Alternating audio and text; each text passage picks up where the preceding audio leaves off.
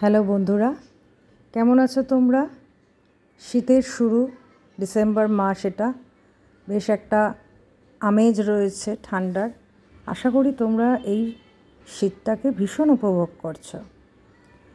আজকের আমার এই ব্লগটাতে তোমাদের সবাইকে স্বাগত। দেখো, গাছটা দেখে নিশ্চয়ই চিনতে পারছো।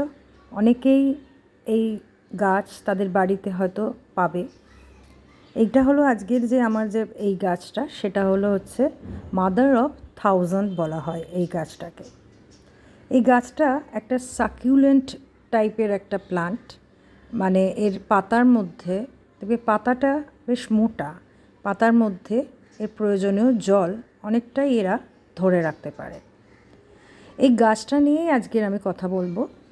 এই গাছটা আমার বাড়িতে আমি নিয়ে এসেছি হরিদ্বার থেকে, আমার দিদির ওখান থেকে। তো গাছটা প্রায় বছর দুয়েক হয়ে গেছে। তো এই একটা গাছ থেকে অনেক গাছ আমার হয়েছে। এর পাতাগুলো দেখলেই বুঝতে পারছো যে পাতাগুলো ভীষণ সুন্দর, আর পাতার একদম কিনারা বরাবর দেখো ছোট্ট ছোট্ট যে মানে এর বাচ্চা বলা যায় গাছটা, ছোট ছোট টাইনি এর এগুলো রয়েছে। মনে হচ্ছে যেন এই মাদার অফ থাউজেন্ড প্লান্টটা যেন একটা ওর বাচ্চা দিয়ে যেন একটা সৈন্যবাহিনী তৈরি করতে চায়। তো গাছটা ভীষণ সুন্দর। এটা একটা লো মেনটেনেন্স একটা গাছ বলা যায়, প্লান্ট বলা যায়, কারণ খুব একটা যত্ন একে আমার করতে হয়নি। গাছটা কিন্তু খুব গরমকালে খুব যেমন সানলাইট বা রোদের মধ্যে রাখার প্রয়োজন নেই, তেমনি একটা মোটামুটি শীতকালে একটা যখন হালকা একটা রোদ ওঠে সেখানে এটা রাখা যেতে পারে। গাছটা কিন্তু বিভিন্ন নামে পরিচিত। যেমন এটা যেহেতু মাদাগাস্কার এই জায়গাটা থেকে এই গাছটার উৎপত্তি, তো এটা অ্যালিগেটরস প্ল্যান্ট, তারপরে মেক্সিকান হ্যাট প্লান্টও বলা হয়।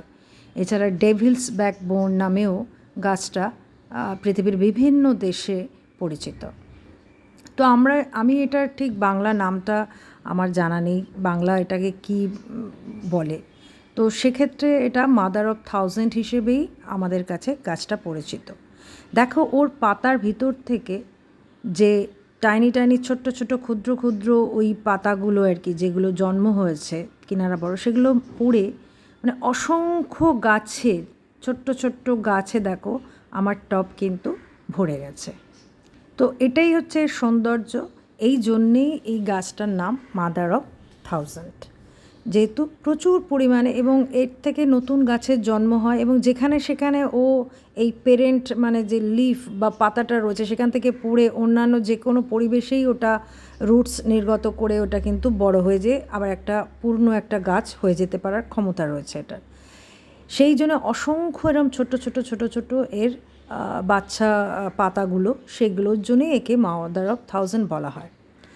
আর এর যে পটিং যে সয়েল মিক্স যেটা, সেটা কিন্তু একটা একদম ওয়েল ড্রেনেজ হতে হবে, মানে যাতে সহজে জল না জমে থাকে, এখানে খুব সুন্দরভাবে জলটা বেরিয়ে যেতে পারে।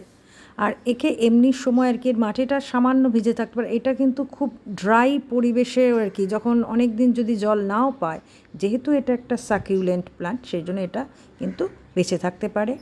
আর এটার ফুলও হয় আমি শুনেছি, যদিও আমি গাছটা যতদিন এনেছি এখনও পর্যন্ত আমি ফুল দেখতে পাইনি, কিন্তু পিঙ্ক কালারের ঘন্টার মতো নাকি খুব সুন্দর ফুল হয়। তো সেই আশাতে আছি, দেখি কবে। আর এই গাছটা এখান থেকেই চারা নিলে তোমরা যদি কেউ নাও, আমার সাথে যোগাযোগ করতে পারো।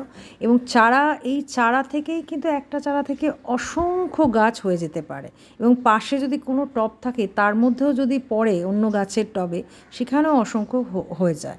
তো এটাই আমি দেখেছি। আর এটাকে সব সময় একটা যদি হাউস প্ল্যান্ট হিসেবে ঘরের মধ্যে রাখা যায়, তাহলে এটা মানে অত সুন্দরভাবে হয়তো গ্রোথ হবে না। একে একটু যেখানে আলো থাকবে সেরকম একটা জায়গায় রাখলে ভালো হবে। কিন্তু গ্রীষ্মকালে এই প্লান্টটাকে কিন্তু একদম ডাইরেক্ট সানলাইটের মধ্যে রাখা যাবে না, সেক্ষেত্রে পাতা ঝলসে যেতে পারে, উড়ে যেতে পারে। তো শীতকালে এটাকে একটা হালকা যেহেতু রোদ, সেখানে রাখা যেতে পারে।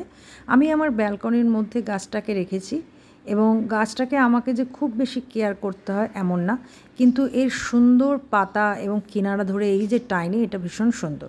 আশা করি আমার ব্লগটা তোমাদের ভালো লাগে।